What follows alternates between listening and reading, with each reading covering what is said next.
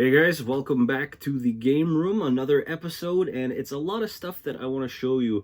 At the time of recording this, I haven't actually seen what's on my phone in terms of video clips. I'm pretty sure I don't have a lot. A lot of this stuff has been ordered. A couple of things from Christmas finally came in. I went to a few variety vintage toy shops as well, and a buddy of mine actually had an online auction for retro toys and video games, and a couple of my bids actually hit. So we'll go through everything. If any video clips come up, they'll probably be spliced in here somewhere, but can you believe that we're already almost through January? When we're recording this is January 21st, so you can see what day you're watching it afterward. But this month is flying. If you're not from my neck of the woods, I live in Ganawage, which is right next to Montreal, which is in Quebec. And right now what's going on with the pandemic, the Prime Minister has a curfew, an 8 o'clock curfew going on right now. So you can't leave your house after 8 p.m. As well, there is a closure of a lot of small stores, and at the big box stores, like i.e. Walmart, you can only sell essential goods. So, I get the reasoning for it, and I'm not complaining. I'm just saying why I have to order stuff and why it's going to be hard to get any kind of toys or video games going right now, at least for the foreseeable future. That doesn't mean that we're not going to have videos up. I'm always going to be getting toys and video games to share with you and to show you how I got them, if they're any good to play, etc., yada yada yada. I'll just let you know what's going on right now at this particular time and my part of the world. So enough of that rambling. You guys clicked on this video to see some retro toys and video games, so let's take a look at what I got. We'll start with the stuff that I won from, like I said, my friend Eric's online auction. He's the guy that ran the toy shows that I've had tables at, and obviously we can't be having that right now with the pandemic going on. So I put in a bid for a couple of different toys. I should have probably bid a little higher for the retro games, because a lot of his games were very fairly priced. And there was actually quite a few Super Nintendo games that I needed. I started the bidding at $6-7, but then there was a few people that did the buy it now, and they got it. In hindsight, I should have just bought it for the asking price. I will know for the next time. That being said, let's start off with the one video game that I did pick up. So this is The Jungle Book on the Super Nintendo. This is a Super Nintendo game that I don't have, so it's for the collection, and I've actually never played it before, so, that's something that I'm looking forward to this weekend. Another one that I'm really excited to have in the collection, I've turned into a first-line Star Wars toy collector in the last 2 years. I think I've got about 15 to 20 figures for the 77 to 81, 82 toy line. Not a huge collection, but it's got all the figures that I like. And this one I picked up for $10. I picked up as you can tell, Chewbacca. This is the 1977. He looks very good still. His paint is very nice, and that expression on his face, man. I never had this one as a child. I don't know why I never had Chewie, but he's in the collection now. Next one I won for $4, I think. This is Space Usagi Yojimbo from the Teenage Mutant Ninja Turtles line. This was 1991. I was 10 years old in 1991. I don't know why I don't have or never had this figure. I know that they came out with a lot of different toy lines towards the end of the toy run for the Ninja Turtles. There's a lot of different, cosmetic changes to most of the main and secondary characters, but a very cool toy nonetheless. No accessories, but that's fine for the price. I'm happy to have him, and he's going to go up on the turtle shelf. If you know me, if you've watched this channel for any amount of time, you know that I love my G1 Transformers. I'd have to say my favorite toy line as a child, and still my favorite toy line to collect as an adult. So this is the Ariel Bot, the black one, Air Raid. I believe this is Air Raid, and he was actually a free throw-in because his wings don't stay down that well. So on that online auction, when I made my purchases, he was a free throw-in. And I love that simplistic transformation. You can see how his wings hang down a little bit, but I just love that you know, it does bring you back to your childhood. That's nostalgia in a nutshell right there. Now, of course, that I have him and the helicopter, and now that I have Silverbolt, I am gonna have to try to hunt down the rest of the pieces so that I can actually make Superion. So here's another one that I picked up. This was probably the most expensive thing I bought, and it was only $15. $15 for a very nice looking G1. His joints are nice. The chrome still looks good on the underneath. The sticker decals look amazing. Here we have him in robot mode. I'm not gonna flap out his feet because those are incredibly tight, but they do both pop out. But like I said, the chrome looks great, and he is definitely one of the bigger boys compared to the arms and legs portion. But like I said, now that I have the main part, I'm gonna try and put together a G1 Superion. This is Fitter. I can't remember his name off the top of my head. I think it's Fedor, but again, very simplistic transformation. These guys are so much fun.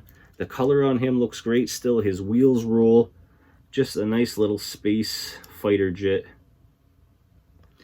And to top out my Transformer G1s, I pick these guys up all the time. I don't know why. It's when I talk about them, people seem to not like him and his twin brother. This is Topspin. Remember, they just flipped back. They were just a flip transformer. Probably the first one-step transformers ever. He doesn't have his weapons, but not a big deal. I think I paid $5 for him. And his gimmick is you roll him back until his wheels spin out and it hits a certain distance, and he would flip back into his robot form. I really like these guys. I know there was a couple of other ones where the cars would roll and then pop up into their standing robot form, but there's something about these guys. I have about 7 or 8 of them floating around on the Transformer shelves, but I just like these guys. I always got to pick them up. Like I mentioned, we can't do any traditional toy and video game hunting right now. We can't go out and do any shopping in stores. So I went to tftoys.ca and made an order for a couple of Transformers. Now, obviously, this isn't a sponsored video by them. I'm just saying where I picked it up, and they actually have pretty good deals, and the shipping doesn't hurt. And even right now, they have a promo code, so I even got like 10% off. So I picked up Optimus Primal, I picked up Vertebrake, and then I picked up a Generations Select G2 repaint of Megatron.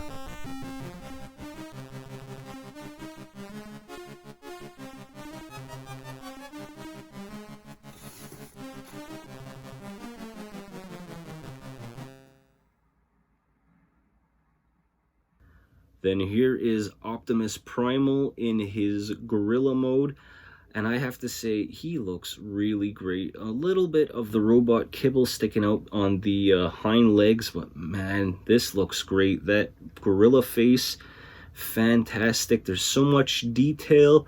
There's tons of articulation, and you know, like the posability, they've done really well. Again, this is the Kingdom, the third part of the trilogy for Siege, the War for Cybertron. Man, this is a good looking Optimus Primal. So this is the Selects, the little special cardboard box where it's got the alternate coloring variations, and this is the G2 paint job for Megatron. Now, he looks fantastic. I bought him specifically just for this repaint. Sometimes you'll get somebody like all the Bumblebee ones where there's like a hubcap, Bug Bite, then of course it started with Cliff Jumper, and then eventually we got Bumblebee. Basically the same toy with the same repaint, but just for this Megatron, just to be in the G2 colors, again, it's got that nostalgia. Like Megatron, I never had the gun Megatron. My first Megatron was the big green tank, the Megatron G2 one. So having him now with the color variation, it looks great. Like he's going to be proudly displayed on my shelf. Another recent pickup, this is the 1994 Galoob in partnership with Micro Machines and obviously Star Wars, the C-3PO playset head. So I'll open him up in a minute and you can see what he looks like on the inside. But man, you know, for geez, what are we? It's like 30 years old now. The chrome on this still looks fantastic. All the little pieces are inside of it. This was something, again, I don't know, I was like 13 years old when this came out, and for whatever reason, I just wasn't collecting them. I didn't have a lot of toys when I was 13. I was into playing hockey and video games, so a lot of my childhood toys just went by the wayside and I stopped collecting them. Now that I see him as an adult and just the collectability of this thing and how cool it is just to be displayed, you know, it's another one that I had to have, you know, like to steal the quote from the Game Chasers. It was just something that needed to be in my collection when I saw it. So where I picked them up, the guy actually wanted $30 a piece. Ooh, I hear my rocking chair hit my glass display case. He wanted $30 a piece, had to bundle them, wound up getting the two of them for $50. This is the Darth Vader one, and again, this is on the Death Star in the Emperor's palace, in the Emperor's room, you know, with the big window and the final fight between Luke and Darth Vader, and finally Darth throws the Emperor down that missile chute, or that long hole. But again, you know, very cool, definitely an obscure toy, you know, well, sort of obscure, but definitely two cool figures that I'm happy to have on the Star Wars shelf, and it's definitely a cool talking point. And at this stage of my collecting, that's what it's about, you know, when people are allowed to come visit again, you know, that's you show this off, you reminisce about it, and just, you know, this came out 30 years ago, and it's sitting on my shelf now in almost perfect condition. Another Transformer that I had to order and it just came in, this is Vertebrake, and he is one of the fossilizers. I'm pretty sure he's a new Transformer. I'm guessing he will be on the show. He's one of the smaller size Transformers, and I don't know, he's definitely bipedal. I don't know if it's a raptor or what type of dinosaur he's supposed to be based off of. He's in the package now. I'm probably going to do a dedicated video just to him, just because I don't see a lot of them online, and just because he's, like I said, he's probably a new Transformer to the show. Very cool looking, very tiny, but looks very, very detailed. This was a Christmas gift from Dallas. This is the comic variant, and it's supposed to be an EB/GameStop exclusive statuette of the Batman, and I chose this color because I have a few other Batman statues and they're all in the black and gray, so I thought the blue and gray would look, you know, he would stand out with the other Batmen on the shelf. But, you know, just a very nice statue. The fact that it's an exclusive doesn't matter to me, but what was cool was it was like 2 days before Christmas Eve, and we were running in to pick up Switch games for my daughter. We were picking her up a couple of Switch games because Dallas recently got a Switch, and these were on sale. It was only 35 bucks. It was this one, and it was a Harley Quinn, but it didn't look good. Not that I would pick that one over this Batman anyway, but those are the only two that were on sale, 35 bucks, and I really like this statue. I dig it. Picked up a lot at this variety store that I like to go to. The wife actually messaged me on Facebook, and she says, I've got some Nintendo things that I don't want to keep in my collection, and I heard that you like video games. Are you interested? So she sent me a picture of the Nintendo Power Glove, along with all the wires for your TV, NHL 99 on the Nintendo 64, and a copy of GoldenEye 007. So she asked me what I would pay for it. I told her, I said, look, I've got a couple of each. This is what I would sell them on my table, because as it turns out, her husband actually had a table next to me at a show about 1.5 years ago. We got to talking, and, you know, we built up a good rapport. He's actually the owner of this store. So I said, look, I would sell the Power Glove for $40 on my table. I would sell NHL 95 for $5, and I'd probably get GoldenEye for $25. So we worked out a deal, and I got that box for $40. The Power Glove, I am probably going to move eventually, because I have 2 or 3 sitting around. I want to keep one for myself, but, you know, some people don't or never had the Power Glove, and they'd like to have it for their collection now. GoldenEye is already spoken to. My brother-in-law is getting that, and then NHL 99. easy move or throw in when I sell a Nintendo 64. You know what, you got to buy some stuff to move it to help build up your collection. Am I a reseller? Yeah, but you know, secondary after collector.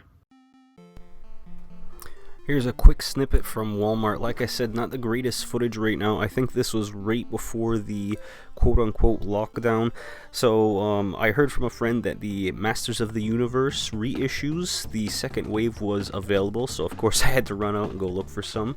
So we got Roboto here, Zodak. You know, when I was a kid I always made him a good guy, but I think he's actually a villain. Look at those feet. Picked up She-Ra, because why not? She's part of the group. This is Princess of Power. Of course, she got her own spin-off. And then Merman.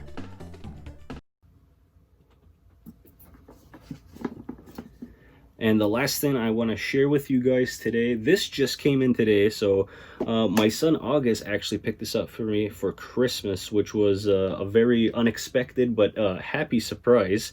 So he showed me a picture of it saying it's on its way, it's coming in, and it came in today, January 21st. So he ordered this off of Etsy. So this is a custom-made box. You guys know how it goes on Etsy. There's no other markings on it to say that this was, you know, officially licensed, but it's got the Mandalorian moniker on it. You have the Mandalorian. I'm guessing this is maybe like with a bevel or a dowel, you know, like it's been drilled in, it's been embossed. You can feel it and it looks very nice. I'll show you the inside. Beautiful display case on the top. You have some wooden coasters with Darth Vader. You got C-3PO and R2-D2. The Star Wars logo over the Death Star, and then you have Mando again. And then I don't want anything to slip out, but I do want to show you what it is. It's glass etched drinking glasses, along with a nice decanter, carafe. You know what I'm talking about right here, again with the Mandalorian logo on it. So this is just absolutely beautiful. This is definitely going to be just a display piece, just because, you know, one, it was a gift, two, there's probably not that many of them out there, and you know, I just don't want to ruin it. So very cool gift, very thankful. It's awesome. And that is going to do it for this episode, guys. You know, just again, a hodgepodge of stuff that I've collected.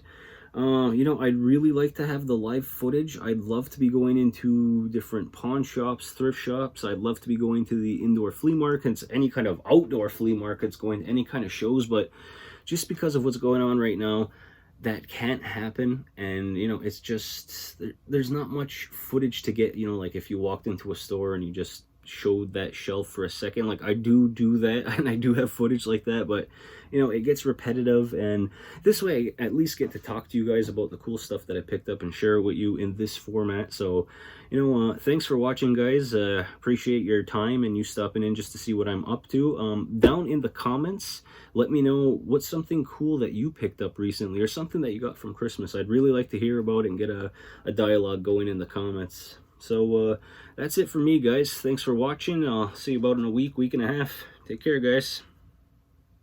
You're watching the Loch Monster. Don't forget to like and subscribe. Bye.